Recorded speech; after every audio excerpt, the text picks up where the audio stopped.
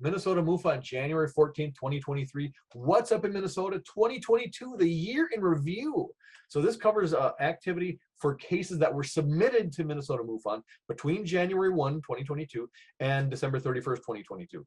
And that is significant because even though that's the date range, some of the cases that we got in that time frame were from prior to 2022. Some are going back, I think, to the 60s. So that's the submission date range, not the event date range. So we're going to cover what's been going on with us in the past year.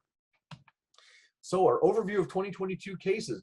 We had 89 cases submitted in 2022 compared to 94 in 2021. So we dropped a little bit, but not too much. So it's pretty typical year. So again, the actual submission date range, the first one we got was on January 7th of last year. The last one we got was on December 25th of 2022. Those ETs don't even get Christmas off. They need to talk to the union or something. What's going on with that? Or maybe it was a non-Christian ET that was flying by. But anyways, so the date range of the sightings goes all the way back to April 11th, 1961. So see, we do go back further this year. We got some older cases come in. And of course, the most current was December 25th of 2022.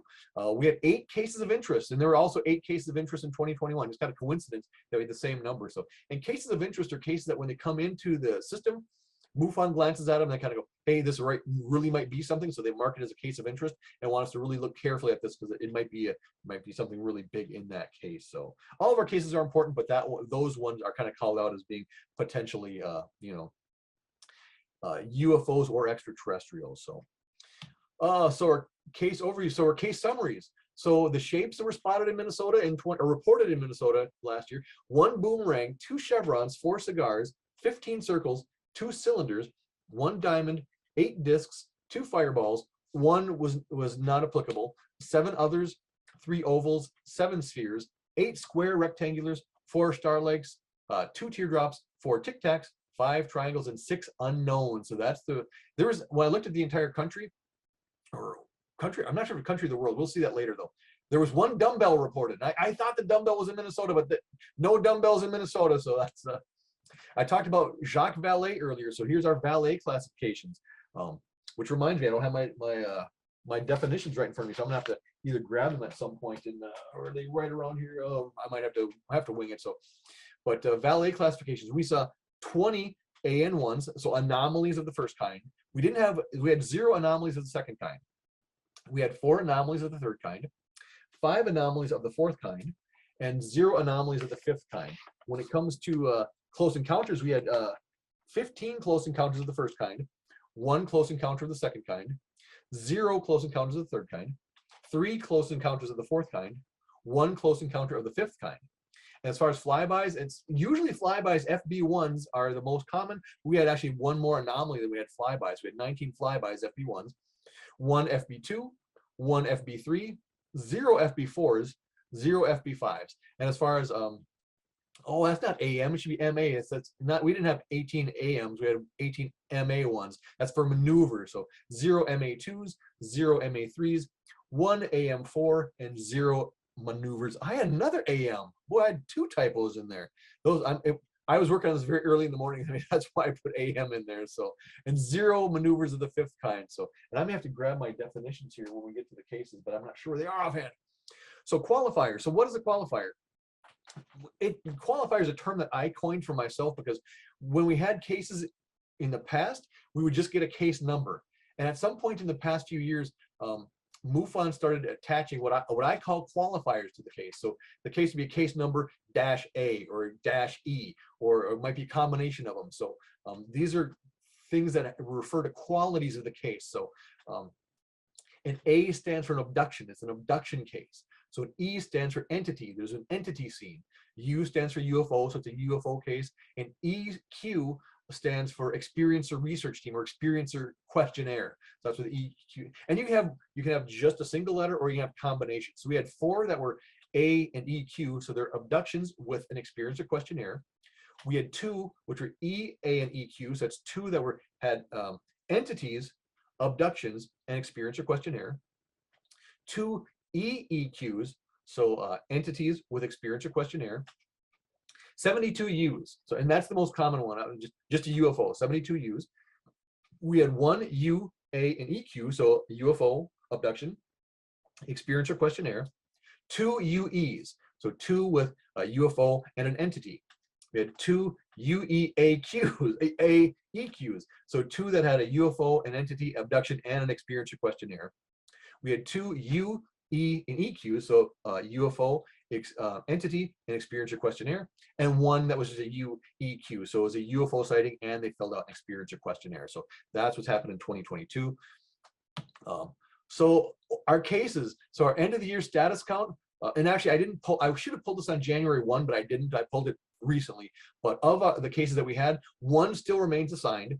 We completed 79, and 9 of them are still in progress. So that's what our case status is. So dispositions. Now this only applies to completed cases. So a case doesn't get a disposition until it's completed. So 1 of them was just for the experience and resource team only. That's all it was. 2 we determined were a hoax. We had 27 IFOs. So IFOs are identified flying objects.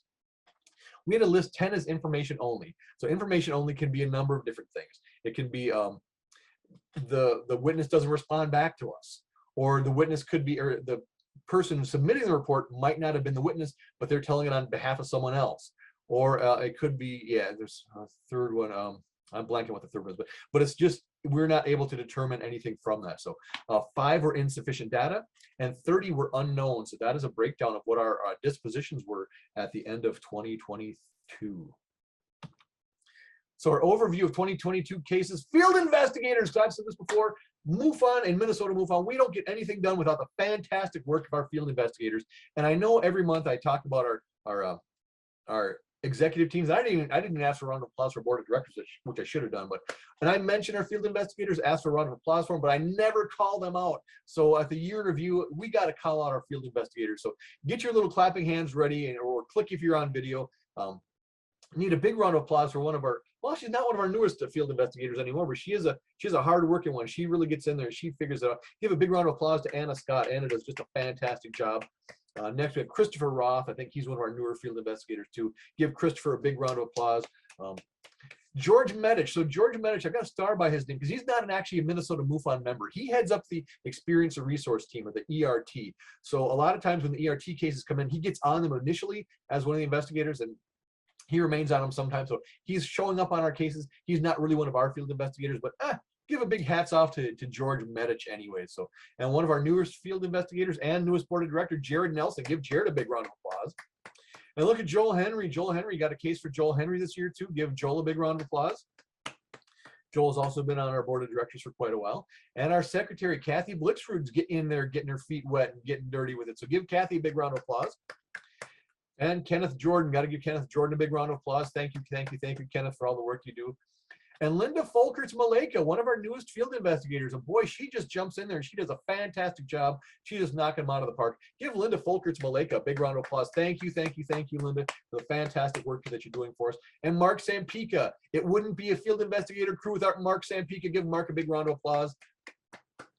And next, it's almost, I don't know what to say. Mike Semino, he's actually stepping down from field investigations, but he did do field investigations for us in 2022. He was just a beast. He cranked them out. He was all over it. He just contributed so much. So thank you, Mike. We appreciate everything that you did. And Mike Harris.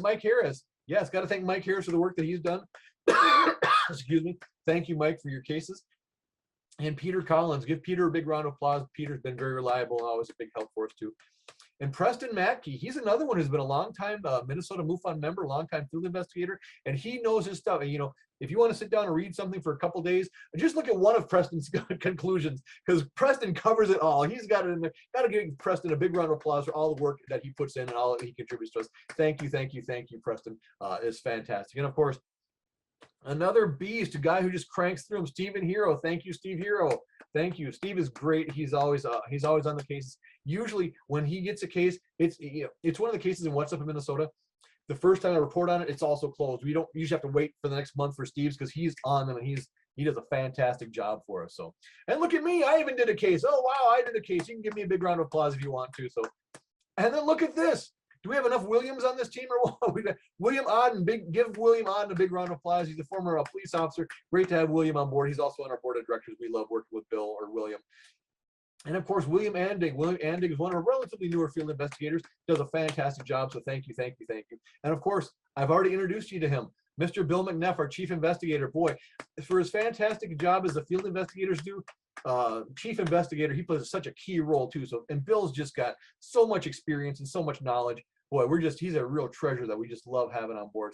And last but not least, we can't forget William Palmieri. We give William Palmieri a big round of applause. He's one of our newer field investigators too. So these are the people that get those cases and they get them done and they keep us at 100%. I'll be talking about 100% here shortly. So, but yeah, these are the people that do it for us. So on behalf of the board of directors, Minnesota MUFON, we thank you, all of our field investigators for the fantastic work you do. I wish I could acknowledge you every single month, but individually, but just not the time. So yeah, thank you so much. We certainly are thankful for all that you contribute to us. So those are our field investigators who contributed cases in 2022. Now our overview stats. So this is looking at the globe. So globally for all of 2022, the total globally, there were 7,519 cases submitted last year. Of them, 6,011 were from the United States. The United Kingdom had 347, Canada 320, France at 280. Then when you get down to Greece, you hit the single digits, going all the way down to, you got Denmark, Hungary, Iceland at 3. So yeah, and this is going to be so misleading because you'd think, you could look at it and go, oh, well, the United States has more UFO activity than anywhere else in the world. And you could look at that and come to that conclusion, but that conclusion is not correct. I'm assuming it's not correct. I'm pretty strong belief that it's not correct. These are the cases that were reported to MUFON. So when you get down to some of these other countries where access to the internet is not as much, or maybe they don't speak English, our website's mainly in English, or they might not even know about MUFON, all these numbers, 7,519 for a year, is just what we received. So I talked in the past in a former presentation that when police officers look at their statistics, like violent crimes that go unreported, they think they get about 20% of them. So if you think even that, assuming this is 20%, what would the other 80 be for globally? And then we also know that a lot of these other countries probably get a lot more cases than what we receive. So people are having sightings like, I mean, the numbers are off the charts. Now, of course, they're not all UFOs. We do identify some of them, but the numbers are really huge. We're not really hearing that in the news, but that is, you know, that is what we've got for in our database as for all of 2022. And that's the submission date range, not the event dates. So overview stats, sightings by state. California was up at 614. Usually California's at the top, followed by Florida at 432, Texas at 403, Michigan at 254. And we made the chart. Look at us down there. We're at 89. So we got 89. So we beat out Wisconsin, or Wisconsin beat us by 7, but Arkansas at 87, New Mexico 80. And so those are our, and that's again, the submission dates by state for all of 2022. And overview the shapes by state for last year. So the circles are 1359, spheres 882, 597 unknowns, 591 others. And there's our one dumbbell down at the bottom. I thought we were the one dumbbell, but we're not the one dumbbell. There's 16 crosses, 26 chevrons. So those are the shapes that were reported in 2022 globally. So. And of course, the overview stats. So reports from less than 100 feet from witnesses, there was 849 of them. 101 feet to 500 feet, 845. 501 feet to a mile, 1,408 reports. Over a mile, 1,591. Unknown was 759, and no value 191. And then of course the stats that I love: 219 landings, hoverings, and takeoffs reported, and 306 entities observed. 306 entities were observed or reported to be observed last in 2022. And I would say again, the number of cases that we get are probably much lower or significantly lower than the sightings that actually happen. So that 306 entities observed could be much larger than that. So just kind of keep that in mind. We don't hear about it in the news. People don't talk about it, but people are seeing these things.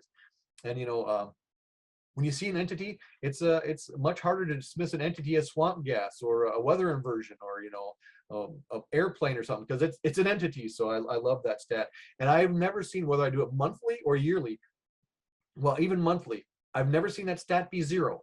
I've never seen it 0. It's always at least double digits, like 20s and 30s. So people are actively seeing these on a regular basis. So that was our year in review. So that was 2022. So now we're going into our MUFON statistics ranking. So this is just for our What's Up in Minnesota for the month, I believe. So let's see, I believe it's just the month. So yeah, so this is just for the month, our global rankings from December 10th, so the day of our last meeting, through yesterday. So I always do that. I always start with the day of our last meeting through the day prior to the current day. So December 10th, when we met last, through yesterday. There were 657 reports. United States had 506, United Kingdom 33, France 29, Canada 2025, 8 with Australia, going all the way down to, look at that, Serbia, Montenegro had 1, Uzbekistan had 1, Vietnam had 1, Wallis and Futuna had 1. Some of these countries I haven't even heard of, and they're finding MUFON and they're reporting to us. So 657 cases were reported in that time frame. So, and I don't normally thank them, but I should thank everyone who's submitting and reporting cases to us, because if we didn't have people submitting cases to us, we wouldn't have anything to do. So thank you, all those people who are submitting cases to us, even those who are hoaxing us. We find you out, and that keeps us sharp. So don't keep doing it, but I'll thank you anyway. So, okay, so let's see. Rankings by state from December 10th through yesterday. California had 62, Florida 45, Texas 44, Georgia 22, Nevada 22. Look at us all the way down there. We had 5. So I say, an average month for us is about 6 to 8. So it was below average, and it really hadn't been that cold yet. Well, we had snow and stuff, so people were probably a little more indoors, but 5 is on the low side for us. And Hawaii had 4, Louisiana had 4, Montana had 4. So that's the sightings by state. Of course, I didn't include them all. I just want to make sure that we're on there. So MUFON shapes reported. So there was 113 circles, 83 spheres, 49 triangles, 49 others, 48 unknowns, all the way down to 3 chevrons, 3 bullet missiles, 3 cones, 2 teardrops, and 2 crosses, again from December 10th through yesterday. And the distance stats, now again, that's a shorter period of time, from less than 100 feet, 92, 101 feet to 500 feet, 72, 501 feet to a mile, 115, over a mile is 133, unknown value is 82, and just no value is 20. And 33 landings, hoverings, or takeoffs reported, and 45 entities observed. So look, December 10th through yesterday, just a little over a month, 45 entities observed. That's more than 1 per day. People are seeing this stuff, and there's always the skeptics and people who doubt. But we're continuing. Do you want to say they're all liars? Do you want to say they're all hoaxes? I don't. I give everyone the benefit of the doubt. 45 entities observed is it, and the landings, hoverings, and takeoffs. Even that I think is really significant. So. Okay, our CMS ranking. So CMS, that's our case management system. So this is how the cases come in. They report and they sent to MUFON, and we rank the different chapters. So weighted rank is 100%. So there are 40 chapters at 100%, and up from 39 in December, and total of 53 chapters reporting. So I'll just spend a little bit of time, because I know we've got at least one new person here. 40 chapters at 100%. When I first started looking at this report a number of years ago, the common number of chapters at 100% was in the mid-teens. So having us up in the 40s, we've been consistently at 30 or more, I think, for quite a while now. So that's a big hats off to all the chapters, and again, the field investigators and chief investigators who are out there doing their work to get that stuff done. In this chart, there's different calculations on how this chart works, but weighted. So 100% is the highest, so everyone is at 100. So then you go, well, how do you determine who is number 1 in there? So then you go to the furthest one on the right. There's like Texas had 44 out of 44 completed. So, and that's how that works. And but we're actually good examples. So if you go on us, we're 15th now. We're 15th this month. And if you look, we're 100%. We're 11 out of 11. So we tied Georgia. So we tied Georgia 11 out of 11. So how do you determine who's higher? Well, you go to the next one. If we had 3 out of 3, they had 17 out of 17. So we're doing the same level, not level of work, not quantity, but we're completing at the same rate. So because they had 17 completed in that time, where we had only 3, they get higher than us. So and that top part is cut off for me, so I can't see those columns. But anyways, there's different calculations by when the submission date is, by how those 2 columns on the right are formatted. So and I wanted to talk about this too, because last month we had dropped off 100%. And when I talked to you about it last month, I said it takes about 2 or 3 months before that missed case drops off the calculation. We can get back up to 100%. So you would think we wouldn't be at 100% this month, but we are. And here's what I believe happened. The reason why we missed our 100% last month was because a case was submitted from Minnesota, but the witness was living in Texas. So when it came through the system, MUFON assigned it to Texas, seeing that it was a Texas address for the witness. So they sent it to Texas. So by the time we got it, it was already beyond the date range. It was already late at that point. So I think they hadn't caught that they had made that mistake, and they did send it to us eventually. And then, of course, we got it assigned on time. And that's the thing. We got it assigned on time from when we got it. So I think they went in and tweaked the data, which put us back at 100%. So we were going to be off for a couple months, but I think they corrected that, and that's why we're back at 100% where we hadn't, where we weren't last month. And like I said, Bill McNeff and the field investigators, they're the ones that keep us at 100%. All the work that they're doing, fantastic job. I want to thank them so much because we've been at 100% for years. I'm not sure how long. I think I asked Bill the last time we were off 100%. He wasn't sure either because it's been quite a while. So we're doing well at 15th in the country. So that's really good. Oh, real quick too, 53 chapters.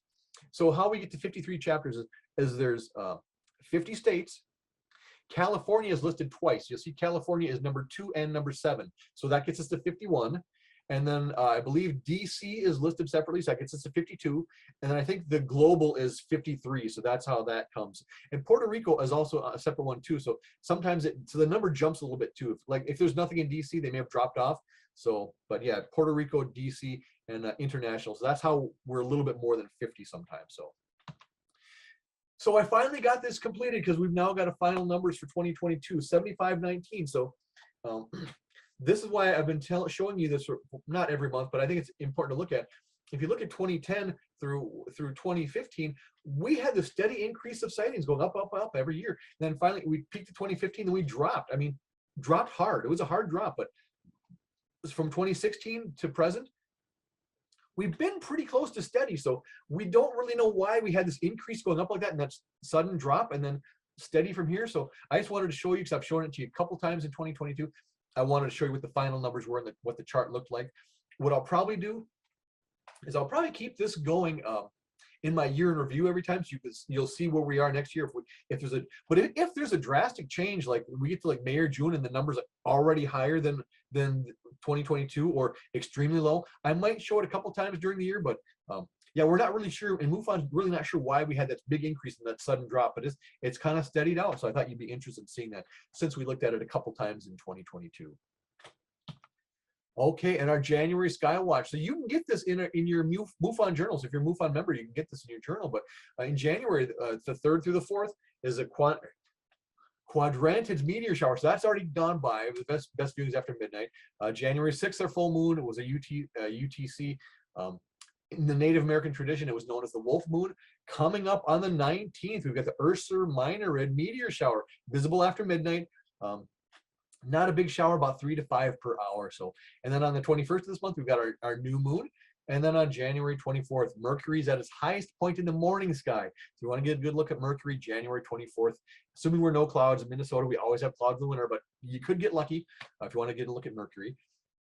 On the 25th, the conjunction of the moon and Jupiter. And then on January 30th, the close approach of the moon and Mars. So you can get this in your MUFON journal, and I always like to share it with you too, so you can see what's going on for all you sky watchers out there. And of course, now is our What's Up in Minnesota for January 2023. So we're going to start with updates. So what's happening is we get a fair number of updates. I'm going to spend a little more time on updates because our new cases, remember I showed you that we had 5 new cases.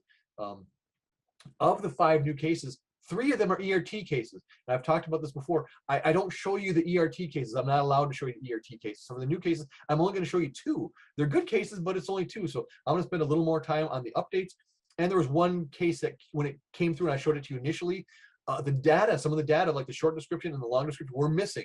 Now they've been populated, so I want to spend some more time so you can get a feel for what that is. So there's some cool cases I showed you in the past couple months that are in this updates. If you've been here the past few months, you'll want to see these. So case number 125922-U, and again, the U stands for UFO, took place on October 18th, 2022 at 8:48 p.m.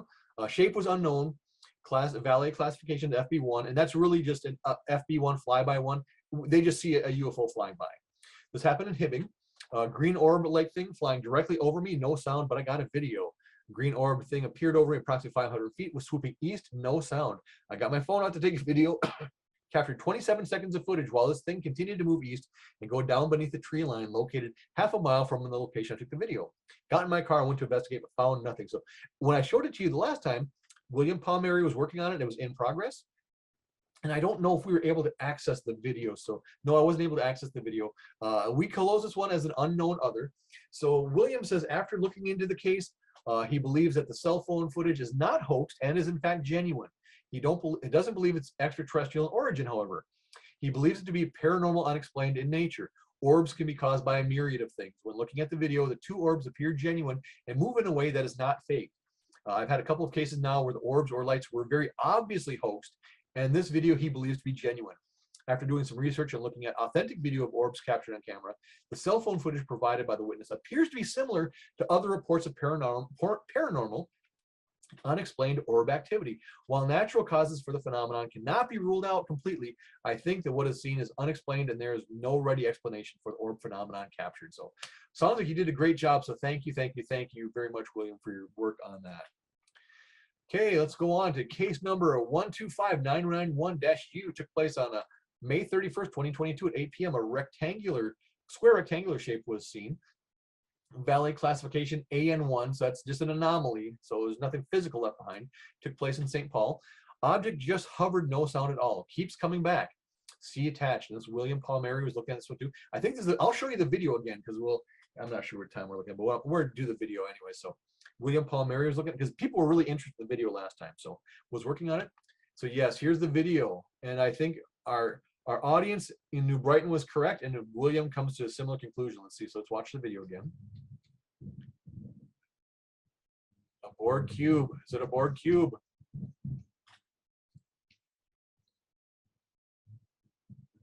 What is that up there?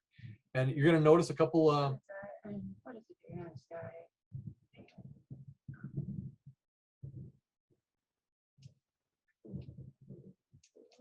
You'll see some lens flares. So here's some lens flares coming up. So we've identified there's one, there's another one, and we talked about the lens flares. So that's actually those little dots flying by are lens flares. That's something happening inside the camera. Those aren't UFOs. That is actually what the sighting was. And the witness didn't even report the little dots. I just kind of pointed that out. So people sometimes see that and think it's a UFO when it's not. So that's actually just a lens flare. But that big cube thing is what we're talking about. So determined this was an unknown UAV. So this case is inconclusive as the witness has not returned emails or texts to me. So sometimes that could become an information only too.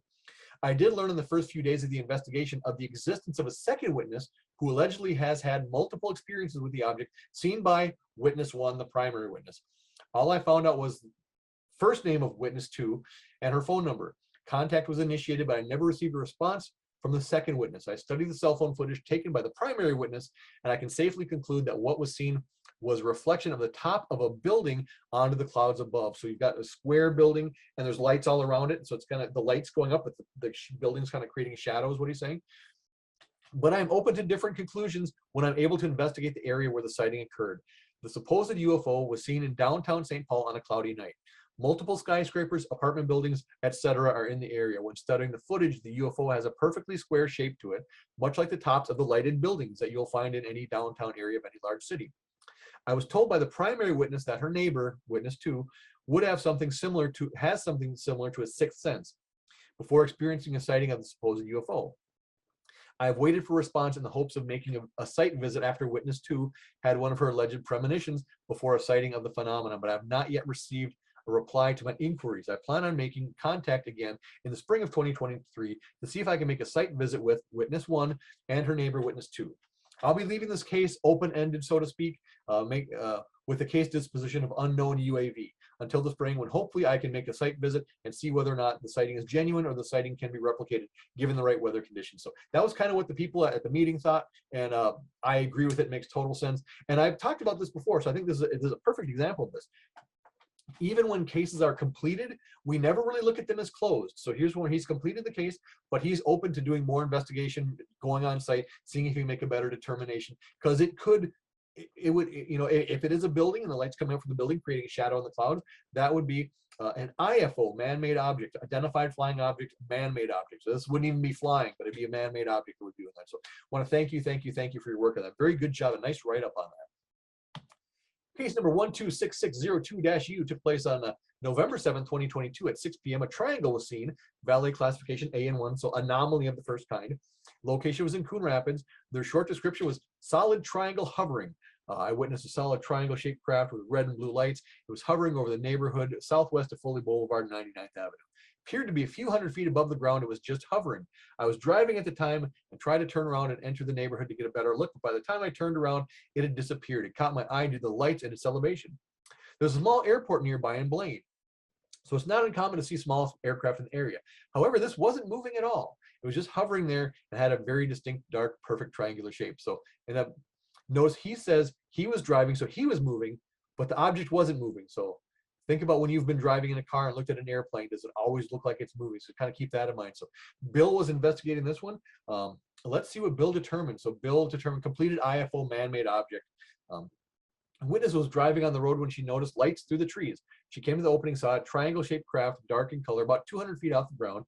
It was not moving and looked about the same size of a small plane. It had red and blue lights, and she could not hear any noise. She turned around and went back to the spot where she had seen it, and now it was gone. The lights and shape is a man-made object in my estimation. This was close to a small airport, which makes the lights a safety factor. So he's calling this a disposition IFO man-made other. So thank you, Bill, for your work on that. Case number 126935-U took place on September 5th, 2022 at 11:05 p.m. A circle was seen, valet classification AN1 anomaly of the first kind. This is the one where when I showed it to you the first time, they were doing updates on the case management system. So sometimes some of the data wasn't there. So you didn't see this before. So this is their entire short description, was just white translucent orb. And their detailed description was, this experience was witnessed on 2 separate occasions within several weeks of each other. First viewed by my dad and sister. They saw a white orb, see attached photos, in the late evening sky over my parents' home. It appeared to make abrupt starts and stops. Dad and sister thought it odd, but maybe a drone. Several weeks later, another sibling of mine was visiting parents and stepped out in the late evening for a cigarette. I've talked before, we have so many cases and reports that we have to thank smokers because they're going out for cigarettes, and that's how they see them. So it's funny that we got another one. She witnessed something similar and was able to capture it on camera. I've never heard of other apparent sightings, but never really believed it due to the temperament of said sibling. I was shown the photos of the video and then became interested and spoke to the family members who encountered whatever this is. Perhaps you have seen something similar. Happy to help if additional info can be provided. So Jared Nelson was working on this, and let's see what Jared found out. So, oh, this is so you've got about 5 of these. Really tough because there's no background, there's no horizon. Point of light, that star-like fuzziness is probably caused, and that even looks like it's a smiley face. Looks like the UFO is smiling at us, but I'm probably looking at the camera, trying to adjust and focus in on that single point of light. And now I hope that's what Jared concluded too, because I don't want to make him look bad, because Jared's one of our newest shining stars. I know he's got the right answer. So these are the pictures that were submitted, and his conclusion: information only. So we talked about this a little bit. All attached photos and videos show a close-up of a light source with a black background. It's impossible to ascertain what the light source is. Very true. Since the person that reported this event did not witness any of the phenomenon, I am closing this out as information only with a secondary of insufficient data. So it wasn't the witness, so that's kind of takes it out of it. So it's information only, and can't get any follow-up, and no. So yeah, definitely fantastic job, Jared, that he did on that. So thank you so much for that. Our next case number 127225-U, used for UFO. On December 6, 2022 at 6:16 p.m., a circle was seen, valet classification AN1 anomaly of the first kind. A lot of AN1s in our updates. Took place in Forest Lake. Their short description: 4 to 6 star-like craft flying around the western sky, making unconventional turns and circular movements, joining each other at high speeds and distances. So they had a pretty long description, so I'm just giving you some segments of what they said. They saw several lights, star-like lights, crafts, orbs, I don't know exactly, scrambling along the southwestern sky at about 46 degrees west from the front yard of my home. The sky was clear, but I could see a haze of clouds cover coming towards my direction. I was taken back by what I witnessed immediately upon glancing upward at the southwestern sky. This is all I'm going to say in writing right now. Neighbors who's in the military commented, "I've never seen anything like this in my life. This blows my mind. What the hell is going on?" I'm sorry, I didn't take that out. What's going on here? We don't have any aircraft I am aware of that can do maneuvers like we are seeing now. So that adds a little bit of credibility. The neighbors in the military, that person's not seen anything like this. So add some credibility. When I showed it to you the first time, it was assigned, and now it's been completed. So let's see what Steve here had to say. Completed unknown UAV. So here we have 2 very credible witnesses seeing several objects making unusual maneuvers in the southwestern night sky. According to the Mac flight tracker, that's a website you can go on to look at flights in different areas. There was only one plane, and our field investigators used it a lot to great success. Only one plane in the area at the same time, and it came from the southeast, flew toward the northwest. Since this was not a misidentification of aircraft or celestial objects, I would classify this case as unknown UAV. And unknown UAV is unidentified aerial vehicle. That's what UAV stands for. So thank you, Steve Hero, for your work on that. Fantastic job as always. Case number 125210-U, again, U is for UFO, took place on July 13th, 2022 at 10:45 p.m. A sphere was seen. Valet classification CE2. So CE2, that's a close encounter of the second kind. So racking my brain, I believe a close encounter of the second kind is when there is physical evidence like burn marks or broken branches or so there's sighting, but there's something physical left that we can track. So this took place in Oakdale. Their short description was basketball-sized metallic sphere with opalescent hue hovered 5 feet from me and slowly went over my house, leaving a dark impression on our lawn. So they had a pretty long description, so I included a segment, went out by myself around 10 p.m. and began doing CE5 protocol. We've talked about CE5s before. I think I've got a CE5 slide too, so we'll review what a CE5 means. CE5 protocol, meditating on the front steps of my home. I sat for 25 to 30 minutes and didn't see anything up in the sky as I had a few days prior. I turned around to go inside and I saw an orb hovering over the grass 6 to 7 feet in front of me. It then turned to a dull silver metallic color. At first, it was hard to see as if it were cloaked. When I shined my green laser pointer on it, the beam stopped, meaning it was in fact a solid object. For the next week, I felt utterly drained of all energy, pure exhaustion. So very interesting. So William Andig was working on this. I think we have 2 pictures of this one. So here's the yard. You can kind of see the dark spot there. It's the dark spot on the right, not the dark spot on the left. And a closer up of the dark spot. So that's actually the spot that he's referring to in that. And let's see what kind of conclusion we came to. Completed information only, and this is always unfortunate. So on the surface, this looks like a high quality sighting report. However, I've been unable to connect with the witness after several attempts. It seems as though they were putting everything they had into the statement and had nothing else to say. This is my only conclusion given the circumstances. I have no other information to go on. Therefore, I must close this report as information only. I've said it before. That's why the witness interview is so important. So important. And as much as I emphasize how important the witness interview is, witness privacy is also important too. We don't harass people. We don't. We're not going to call them nonstop. We'll send them a couple emails. We'll make a few phone calls. But if they're just not going to return our call, we're not going to keep bothering them. We're not government officials. We're not military officials. We're private citizens, and we are not in the habit of harassing people. And I stress that with my field investigators. They do a great job of that too. They make the number of attempts to contact that is reasonable. And if the witness just isn't going to respond, you know, we did our due diligence, and we just have to go with that and respect their privacy and their right to it. So thank you for that. Case number 125533-U took place on September 10th, 2022 at 6:30 a.m. Square rectangular shape, valet classification AN1, so anomaly of the first kind, in Worthington, which is in Nobles County. Saw a translucent, unmoving object having lights and hovering off of ground. So their description was, this is probably the full description too.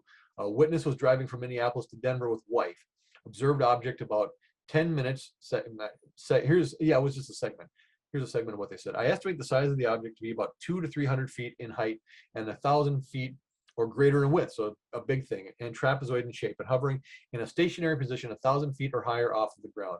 It appeared to be translucent. However, it continually emitted light. The lights were uniform throughout the object and were multicolored.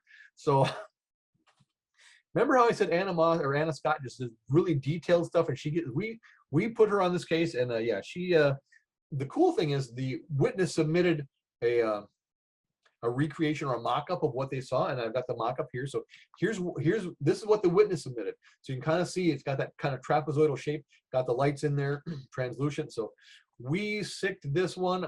We sicked Anna Scott on this one, and she did a fantastic job. I couldn't. Her conclusion was so long. I included a good chunk of her conclusion, but here's what her conclusion was. She's calling it an IFO man-made object. This segment is less than half of what she put in there, but so it is possible this witness was able to see the refinery lights for 2 reasons. So there's a refinery that's in the area that's off in the distance. First, the topography of the area puts the refinery at an elevation of 10 meters or 30 feet higher from the town of Windham. Second, a phenomenon known as Fata Morgana may have been occurring from this vantage point. The sunrise may have warmed the air above the area, creating a temperature inversion. This may have made the refinery appear distorted and higher in the sky than it actually was. The refinery lights would have shut off about this time due to the sunrise, making it seem to disappear. Antenna number 2 would have been visible just to the side of the refinery and closer to the witness location. So she's concluded, after careful consideration, and really her full conclusion was more than twice this. So careful consideration, I believe what this witness saw was the Huron Lake refinery lights, and I'm closing this case with the disposition of IFO man-made object. I'll be happy to reopen this case if additional information becomes available. Email sent to witness with conclusion. So again, case is completed, but they're never fully closed. So that's fantastic job, Anna. Really good work on this one. And I like the fact that you're mentioning again, even though it's closed, you're willing to reinvestigate if we get more information, because we're not looking to be right. We're looking to get the information. So if we have a conclusion at one point, we're open to that not being right if more information comes in that contradicts that. So thank you, Anna, for including that. So case number 125719-U took place on 10/7/2022 at 5:10 p.m. Square rectangular shape was seen, valet classification of MA1, so that's a maneuver of the first kind. So they saw it and like turned it or something. Took place in Roseville. Black rectangular cube moving rapidly. So we've got our cube again, another board cube. The pictures, this one's got the pictures. I'll show you the pictures again, but here's just some segments of what the witness said. We spotted this object flying from right to left and away from us while driving. It was maybe a few miles away when first spotted. It appeared black and cube-like and was moving much faster than a commercial airplane or military craft. It made a sharp right turn and moving away from us. Definitely not a plane, helicopter, drone, blimp, or balloon, etc. It was guided and under alignment, under intelligent control. When first seen, it was a larger, longer rectangular, and when it turned right, it was a smaller cube shape, as is shown in the zoomed-in photograph. And actually, we've seen a few of these in the past couple of years. I don't remember seeing them years ago, but now we've got a couple of these. So this must be more common, but I'll show you the pictures first. And at the time, we didn't even have a field investigator assigned to it. So that's how new the case was when I first showed it to you. So here's some of the pictures. So there's, I mean, looks like a board cube. Looks like we got board cubes in Minnesota again. What's up with that? It's not a board cube. We figured out what it is, but it looks like a board cube. And again, it looks like a board cube. You could argue it looks like a pixelation of the video or the picture. And we zoomed in and stuff. It's not pixelation of the photograph. And there it is again. And here I didn't see it initially when I showed it to you last time, but I think I did spot it. So, and it might be a light pole too. But if you look going from the left, there's the one pine tree. There's the next pine tree. Just to the right of that pine tree, there's a little square above that.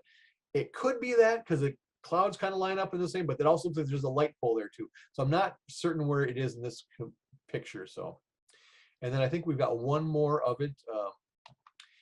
Yeah, and I didn't see where it was in this photograph too, but I always try to show you everything the witness submits. So again, transparency is important. I want to show you what we're getting. So this is what the witness submitted. I think this is the last photograph. So let's see what our conclusion was. So, I didn't know who. I didn't even know who. Oh, Bill McNeff did. So completed IFO man-made object. So at approximately 5:15 p.m. on 10/8/22, I was driving south of 35W, about 5 miles south of I-694, when I saw a dark rectangular low in the southwestern sky. I recognized it as an aerial advertising sign. So this is Bill McNeff speaking. It would have been near the U of M campus and the stadium. I could see no airplane pulling the sign. Either the plane is too small to be seen from that distance, or the sign is propelled by drones. Conclusion, this is the same thing seen by the witness at about the same time the day before. Disposition, IFO, man-made object. And we've seen a couple of these now where they've got the big banner sign and there's a plane that's pulling it, and the banner is much bigger than the plane. So if you remember, the banner was pretty small, the plane would be even much smaller. So that definitely makes sense to me. So thank you so much, Bill, for your fantastic work on that one. I think that's all for updates. We're going to get into our new cases, I think. Yeah, so our new cases, these are cases submitted between December 10th and January and yesterday. So and again, we'll just get into what we're looking at for these. So overview of new cases, we got 5 of them came in. Again, 3 of them are ERT cases. So I can't tell you much about the ERTs. I can tell you their valet classifications, their shapes, but as far as dates, locations, any of that, I can't share ERT ones. But the 2 that aren't ERT, I can certainly do that. So the submission date range was December 16th of last year through the 12th, so just a couple days ago. Now the date range of the sightings were 10/26/2022 through 1/11/2023. So 2 of them are cases of interest, and they're both ERT cases, so I'm not going to show you those. And those 2 ERT cases that are both cases of interest, I believe they were submitted by the same witness. So there's a couple things happening there. So RIDRC cases 0. And I'm probably going to get rid of that or change that because they're not calling cases RIDRC anymore. So for those of you who may not know, RIDRC stands for Rapid Investigation and Disposition of Repetitive Cases. So that they created that when we were having all those Starlink sightings and people were sending in all these Starlink sighting reports. And we got really good at recognizing them. So it was rapid investigation, disposition of repetitive cases. We didn't want to have our field investigators spending a lot of time on them, but I think they're changing the name from RIDRC to something else. So that we didn't get any this month, and I'll probably be changing that name of that. So our shapes that were seen this month, 2 were unknown. 1 was a triangle, 1 was a circle, and 1 was not listed. So, and again, 3 of those are ERTs. So valet classifications of those 5 cases. 1 was anomaly of the first kind, so just like a sound, a bang, or a flash of light. We had 1 anomaly of the third kind. I don't recall the definition of that offhand. We had 1 anomaly of the fourth kind. Again, I don't recall the definition. I don't have it handy here with me. And maybe during the break I'll grab them, and when we come back from break before the video, I'll just run by what those are real fast for you.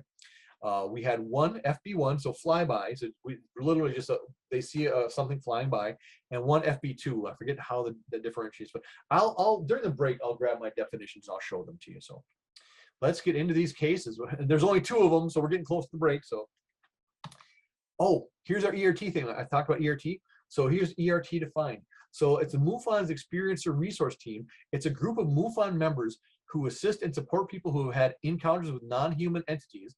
We try to aid people in resolving issues caused by these encounters. Our main purpose is to support experiencers by listening and being non-judgmental or critical of them or the information they share with us. So some of them, the experiences were very traumatic and really kind of shaking their paradigm. So we don't talk about the cases themselves because we're really trying really hard to respect the privacy of those witnesses. They're really trusting us, and we're trying to be worthy of that trust and earn that trust. So that's ERT defined. That's our Experiencer Resource Team. So now I think we're getting into our 2 cases. Case number 127675-U. Remember the U is for UFO. Took place on January 1st of this year, not that long ago, 12:34 p.m.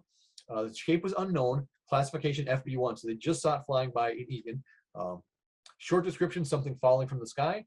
And their detailed description, they said, object fell from sky and caught on, this is key, we talked about this a few months back, on ring camera. Object fell from sky and caught on ring camera. 11 seconds left on video, last 2 seconds. Right-hand corner of video above neighbor's house.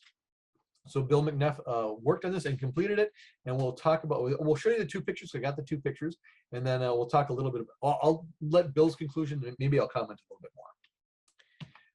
So there's what we're looking at. There's that stream. So that's just a still of their backdoor camera. And then here's the picture of the backyard, and there you can see it up again too, up over on the right. So that is what they're seeing. And let's see what Bill's conclusion was. Completed IFO man-made object. Inspection and evaluation of a 2-second elapsed time indicates this is a vapor trail, most likely left by an aircraft. Disposition will be IFO man-made object. And it really could be, IFO man-made object is good and it's correct. But we talked about this before. It could be information only. It could be, because the key point here is there was no actual witness to this event. A ring camera cannot be a witness. Another camera cannot be a witness. We can't interview cameras. So it's again, it's something where we don't have an actual live witness. It's technology is capturing it, and we're just figuring out what it is. But it would never. It would probably if it didn't look like an aircraft, it would probably have to be information only, because there's literally no witness that saw it actually happen. It's you're reviewing stuff and you're seeing stuff that cameras captured, and there was no one there actually seeing it happen. So that's kind of a fine point with our investigation. So case number 127553-U, the last one for this month, because we only got 2 coming in. This is our Christmas case. Look at that, December 25th, 2022. Took place at 6:57 p.m. Boy, they don't even get Christmas off. But again, it may be a non-denominational or non-Christian ET. Probably shouldn't be making that joke, but anyways.